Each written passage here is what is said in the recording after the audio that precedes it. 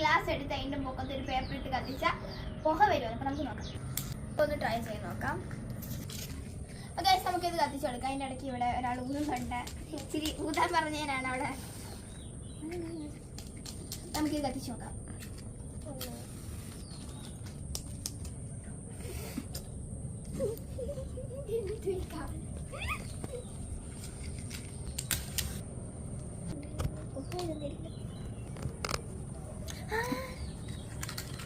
ചെറുതായിട്ട് വരുന്നുണ്ട്, അപ്പം ഇത് കെട്ടുപോയി. നമുക്കൊന്നും കൂടെ കത്തി.